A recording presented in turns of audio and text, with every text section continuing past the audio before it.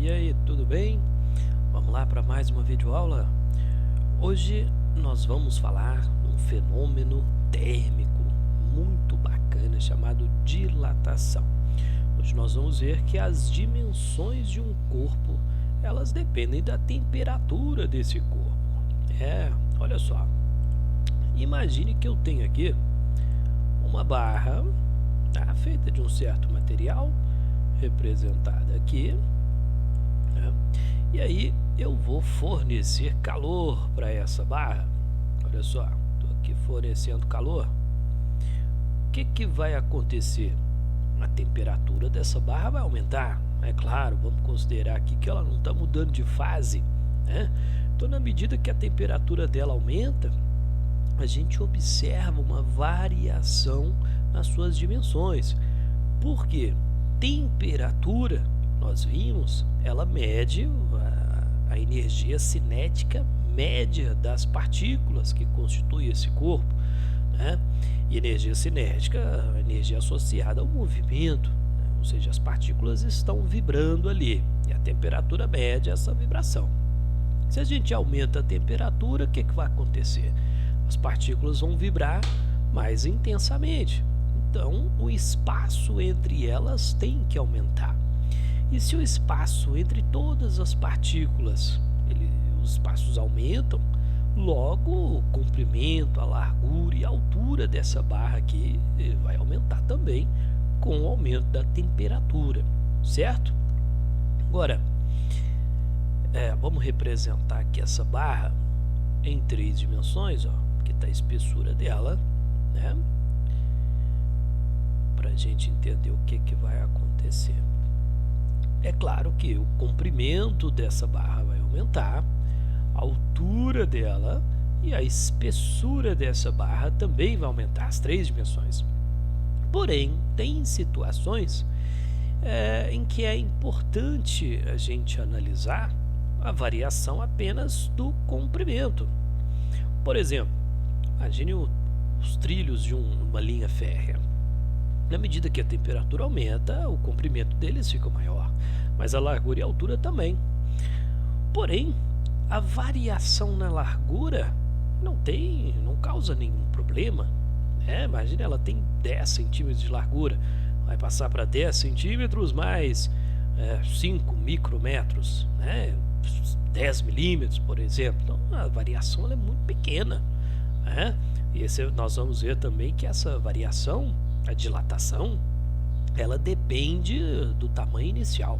Então, como a largura é muito pequena, a variação na largura vai ser muito menor, certo? E essa variação na largura não vai ter nenhum prejuízo, né, quando o trem passar.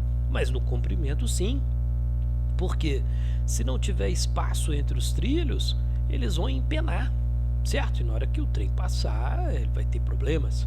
Então é necessário deixar espaçamentos entre os trilhos, né, para que eles possam dilatar, né? E quando apenas a variação do comprimento ela é importante a gente observar, né, analisar, a gente chama de dilatação linear. Mas tem situações que a variação na área da superfície do corpo é importante. Por exemplo, quando a gente coloca um azulejo na parede, uma cerâmica no piso, é necessário deixar espaçamentos entre essas placas, né? Uma área maior para assentar essas peças, né? Porque a superfície dela vai ficar maior, você vai ter uma variação na área da superfície, certo? Mas na espessura da cerâmica, por exemplo, vai aumentar. Mas é tão pouco e não causa nenhum prejuízo, não tem nenhum problema, né? Então só é interessante a gente observar a variação da área da superfície. Nesse caso a gente chama de dilatação superficial. E tem situações que a gente tem que observar o aumento do volume, as 3 dimensões, por exemplo. Imagina você enche o tanque do carro de combustível e estaciona ele no sol. Se a gasolina, o combustível que estiver dilatar mais do que o tanque, a gente vai observar que uma certa quantidade vai derramar, certo? Então a gente já está analisando aí o que é a dilatação no volume desse objeto, desse corpo, certo? As 3 dimensões. Então vamos primeiramente analisar aqui apenas a dilatação linear, o aumento aqui do comprimento, ok? Olha só, é razoável a gente pensar que a dilatação, eu vou chamar de ΔL, tá? O aumento aqui, ó, no comprimento, deixa eu representar aqui, vamos fazer de outra cor, vou colocar aqui um espaçozinho a mais, mostrando que esse corpo aqui teve o seu comprimento alterado, certo? Então, esse cara aqui, ó, esse tanto aqui que aumentou no comprimento, vamos chamar de ΔL, ou seja, o L representa o comprimento dessa peça aí, né? Então, ΔL, variação do comprimento, que vai ser o comprimento final menos o comprimento inicial. Enquanto que esse cara aqui, ó, essa distância aqui representada por essa cota, eu vou chamar de L0, ou seja, L comprimento e subscrito 0, mostrando aí no início, antes do aquecimento, tá bom? É razoável a gente pensar que o ΔL ele é diretamente proporcional ao ΔT, a variação da temperatura. O que isso significa? Quanto mais você esquenta o corpo, mais ele vai dilatar. Você esquenta pouco, dilata pouco. Esquenta muito, vai dilatar muito, certo? Então, ΔL, a dilatação é diretamente proporcional à variação da temperatura, né?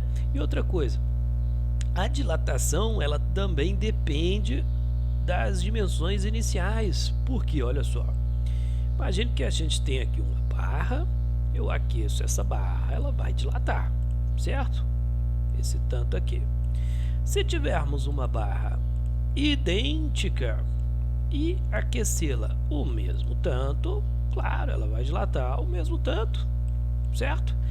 Mas e se ao invés de a gente ter essas duas barras, tivermos apenas uma, mas com o comprimento inicial das duas, a metade dela vai dilatar o mesmo tanto que antes, esse tanto aqui, enquanto que a outra metade dela vai dilatar aquele tanto ali, representado, né, no início. Ou seja, agora a variação do comprimento dela foi o dobro do que se ela tivesse metade do comprimento, né? Então a gente pode colocar aqui nessa relação também o comprimento inicial, ou seja, o ΔL é diretamente proporcional ao comprimento inicial. Quanto maior for a peça, mais ela vai dilatar, ok? E a gente sabe que para transformarmos uma proporcionalidade em uma equação, devemos colocar o sinal de igualdade e uma constante multiplicativa. Essa constante multiplicativa aqui, ela, por coincidência, representada pela letra alfa, é o mesmo símbolo que utilizamos para representar proporcionalidade. É utilizado aqui em cima, mas não confunda as coisas, não. Aqui é proporcionalidade, aqui é uma constante, né, entre essas grandezas aqui. Tá? E qual a interpretação física dessa constante de proporcionalidade? O alfa, ele é chamado de coeficiente de dilatação linear e é uma propriedade específica da matéria, ou seja, cada substância tem um valor, é tabelado, tá? Vamos ver aqui alguns valores de algumas substâncias. Aqui nessa tabela temos representado alguns coeficientes de dilatação do ferro, aqui do aço, do alumínio, da prata, né? Você pode ver aqui que o menor a gente tem o do vidro com 9 vezes 10 a menos 6 e o maior do mercúrio com 41 vezes 10 a menos 6, certo? Duas coisas interessantes a gente observar nessa tabela é que o coeficiente de dilatação linear do concreto ele é igual do aço e do ferro, né? que isso significa, professor? Parece que Deus preparou tudo para a gente utilizar esses materiais, né? Porque quando juntamos concreto e aço, a gente tem uma resistência incrível que permite edificações com peso gigante, né? Se tivesse só o concreto ou só o aço, a gente teria problemas em construções civis, porque colocando o aço dentro do concreto para aumentar a resistência dele, né? E se o aço dilatasse, por exemplo, mais que o concreto, ele ia quebrar o concreto. Então não poderíamos utilizar os dois materiais unidos, certo? Então parece que Deus estava preparando esses dois materiais aqui para utilizarmos, não é mesmo? Outra coisa interessante a gente observar aqui é que esses valores são muito pequenos, 10 elevado a menos 6. Isso é 0,000, um número muito pequeno. Então, quando você multiplica um número muito pequeno por um outro número, né, provavelmente você vai ter um resultado muito pequeno, a não ser que esse outro número compense esse valor, né?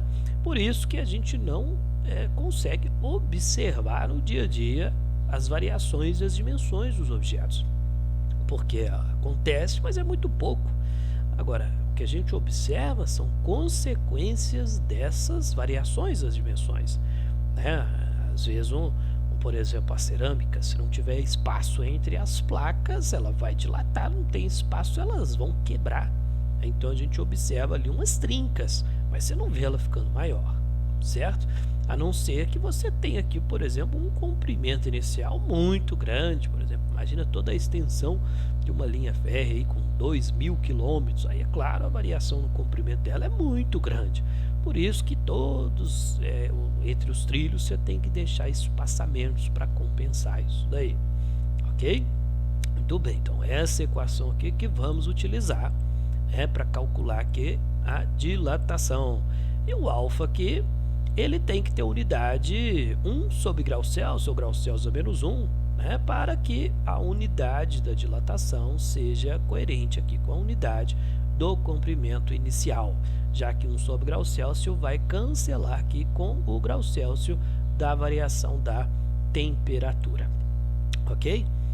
Muito bem, agora vamos falar da dilatação superficial. Olha só, como disse no início, né, todas as três dimensões do objeto serão alteradas com a temperatura, né? Agora, imagine que temos aqui uma placa, e essa placa será aquecida. Então a gente vai ter aqui um ΔL no seu comprimento e um ΔL aqui na sua altura também, certo? Como calcula esses ΔLs aí acabamos de ver, tudo bem? Para facilitar aqui o nosso raciocínio, vamos considerar que essa placa ela é quadrada, tá? Para encontrarmos a área final dessa placa, a área final, o que a gente tem que fazer? O LF do comprimento vezes o LF da altura, certo? LF vezes LF. Mas, como vimos, o ΔL é igual a alfa L0 ΔT. Mas ΔL é variação do comprimento, né? E variação de qualquer coisa sabemos que é o final menos o inicial. Então fica LF menos L0 igual a alfa L0 ΔT. Eu vou passar esse L0 para lá somando. Então a gente tem LF igual a L0 mais alfa L0 ΔT. Certo? Como a área final é o produto de LF com LF, então vou fazer área final vai ser igual esse cara aqui, né, vezes ele mesmo, né? Um desse daqui do comprimento e o outro aqui da altura, certo? Quando multiplicarmos isso daqui, ó, a área final vai ser, a gente vai ter L0 ao quadrado mais 2 alfa L0 ao quadrado delta T mais alfa ao quadrado L0 ao quadrado delta T ao quadrado, certo? Agora, o que é L0 ao quadrado? Já que a placa é quadrada, né? Isso é a área inicial. Então, a área final vai ser igual à área inicial, certo? Mais 2 vezes alfa, área inicial, que é o L0 aqui ao quadrado, vezes delta T. Agora, tem um detalhe. Esse cara aqui, ó, alfa ao quadrado, né? Ele é muito pequeno. Igual nós vimos na tabela, os coeficientes de dilatação linear é da ordem de grandeza de 10 a menos 6. Se você eleva isso ao quadrado, dá 10 a menos 12. Ou seja, esse termo aqui, ó, ele é muito pequeno comparado com o anterior que estamos somando. E quando você pega um número muito pequeno e soma com outro que é grande, o resultado é igual ao grande. Imagina, uma carreta atropela um mosquito. Qual a massa final da carreta? É da carreta mais do mosquito, mas o mosquito é praticamente nada comparado com a carreta. Então vamos desprezar essa parte aqui, porque ela é muito, muito pequena, tá? E aí eu vou passar esse A0 para lá, então fica AF menos A0 é igual a 2 alfa A0 delta T. Né? AF menos A0, isso é o delta A, que vai ser igual. E outra coisa, é comum esse 2 alfa a gente representar ele por beta, tal que o beta ele é chamado de coeficiente de dilatação superficial e ele é igual ao dobro do coeficiente de dilatação linear. Então, no lugar de 2 alfa, eu vou colocar aqui beta A0 delta T. Pronto! É essa expressão que vamos utilizar para calcular a variação da área da superfície, né? O delta A, variação da área, é igual ao coeficiente de dilatação superficial, que é o dobro do alfa, vezes o A0, a área inicial, vezes a variação da temperatura. Ok? Vamos falar então da dilatação superficial.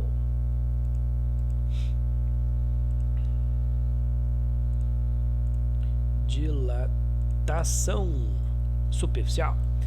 Analogamente a esse desenvolvimento algébrico aqui, se fizermos isso em 3 dimensões, né, o que a gente vai obter? Uma coisa muito parecida com isso daqui, só que ao invés de delta A, a gente vai ter delta V. Ao invés de termos aqui o 2 alfa, né, a gente vai ter 3 alfa, né? E aí, no lugar de A0, a gente vai ter o V0 vezes delta T. Mesmo raciocínio, a gente pega esse 3 alfa aqui e chamamos ele de gama, tal que gama é igual ao coeficiente de dilatação volumétrico. Ok? Ele é o 3 vezes o alfa, né? Que é tabelado, propriedade específica da matéria.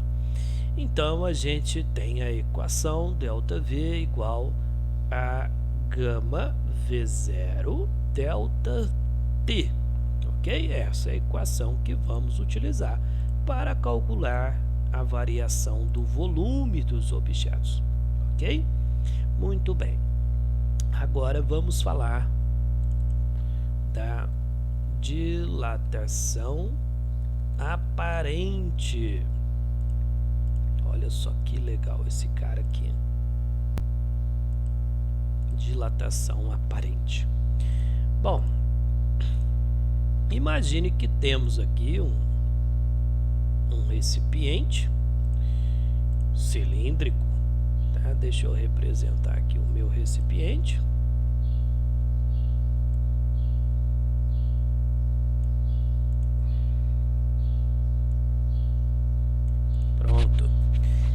Imagine que esse recipiente ele está totalmente cheio de um líquido qualquer aí, vamos pensar que é água, tá bom? Totalmente cheio, uma gotinha a mais derrama, tá?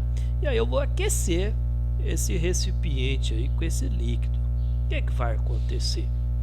O líquido vai dilatar, e se ele dilata, está totalmente cheio, o que é que vai acontecer? Ele vai derramar.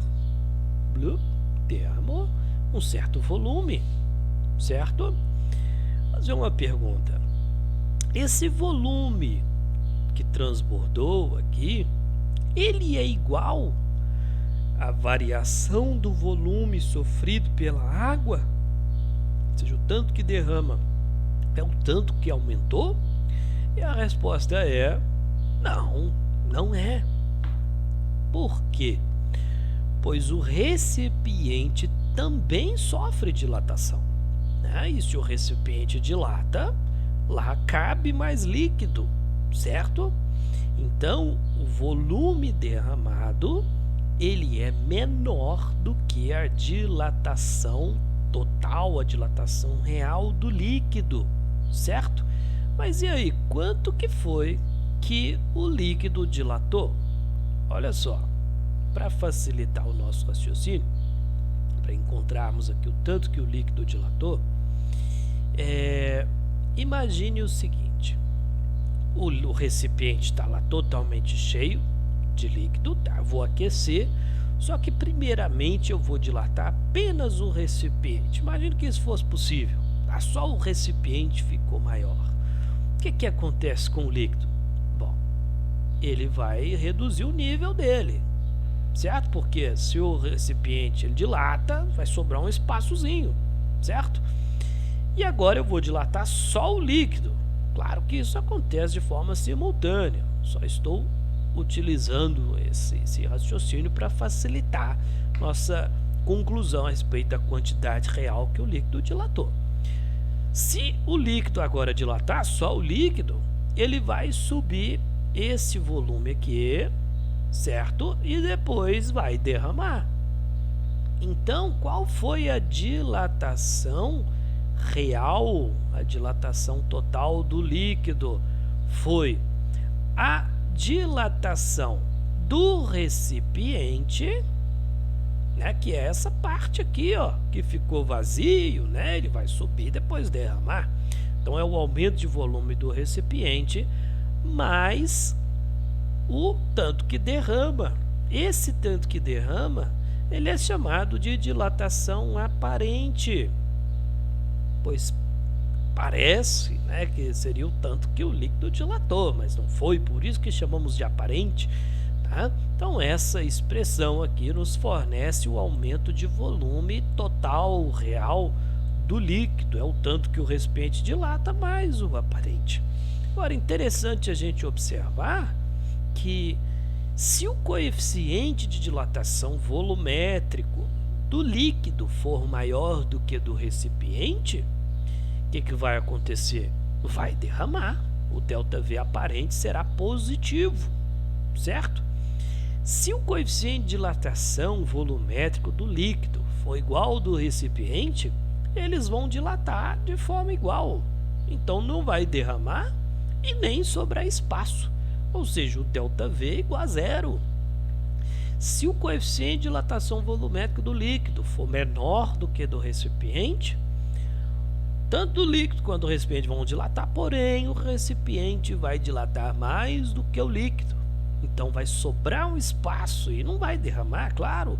Então o ΔV aparente será negativo, pois vai sobrar espaço dentro do recipiente.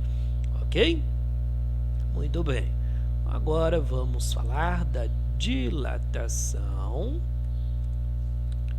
irregular da água ou dilatação anômala da água.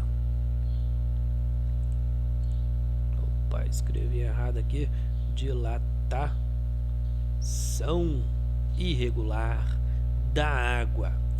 Olha só, vimos que os materiais, as substâncias aumentam de volume quando a temperatura aumenta. O volume reduz quando a temperatura reduz. Porém, a água, ela tem um comportamento um pouquinho diferente em uma certa faixa de temperatura. Aqui eu vou representar a variação do volume em função da temperatura em graus Celsius, ok? Imagine que temos aí um certo volume de água, vamos colocar aí 50 graus Celsius, por exemplo, tá bom? E aí vamos resfriar esse volume de água. O que que acontece? Como vimos, o volume ele vai reduzir. A gente tem uma curva parecida com essa daqui, olha só. Aqui eu estou andando para a esquerda, tá? Porque eu estou resfriando. Então imagina aqui a gente tem lá os 50 graus Celsius, né? E ela tem aqui um certo volume. Aí estou resfriando, o volume está reduzindo, bonitinho como os outros materiais. Porém, quando a água chega em 4 graus Celsius, coisas estranhas começam a acontecer. Ao invés da água continuar a contrair, ela passa a dilatar no resfriamento de 4 até 0. Olha que coisa, senhores. Você está resfriando a água de 4 até 0, mas o volume dela não está reduzindo. Pelo contrário, ele está aumentando. Então é diferente das outras substâncias, certo? E quando chega em 0 graus Celsius, nós temos uma grande variação do volume. Aqui a temperatura é constante, mas a gente está retirando o calor.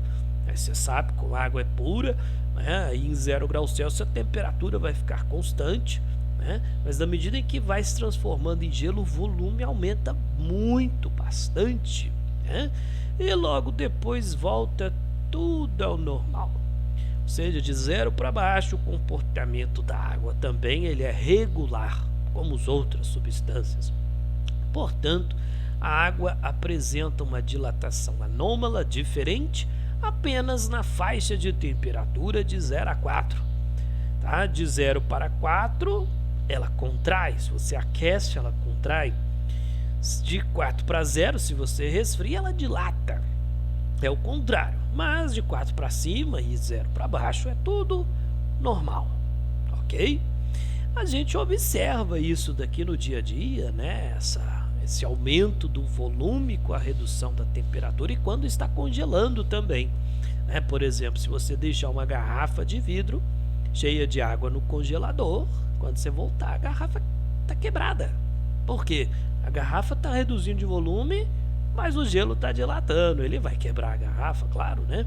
Quando a gente enche a forminha de gelo, por exemplo, com água, depois que congela, você observa que o gelo passa da borda da forminha, porque o gelo ele está dilatando.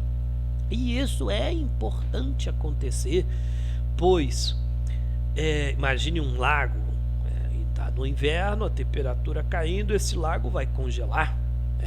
Só que quando começa a formar gelo, como ele dilata, ele fica menos denso e sobe. O volume aumenta, ele fica menos denso e vai subir. Então vai formando gelo sempre na superfície do lago. Se ele descesse, se não tivesse esse comportamento, todo o lago ia congelar e os peixes iam morrer. Então olha só que interessante o que Deus fez, Ele colocou essa dilatação irregular, porque na hora que forma gelo, ele sobe e cria uma barreira de proteção para o resto do lago não congelar, já que o gelo é um bom isolante térmico, Então vai formando gelo e o gelo vai subindo de forma que o restante do lago não congela e aí os animais não vão morrer, ok? Muito bem, senhores, essa foi a aula de hoje. Se gostaram, se inscrevam no meu canal e dá um like lá, tá bom? Beijo, galera, até a próxima aula.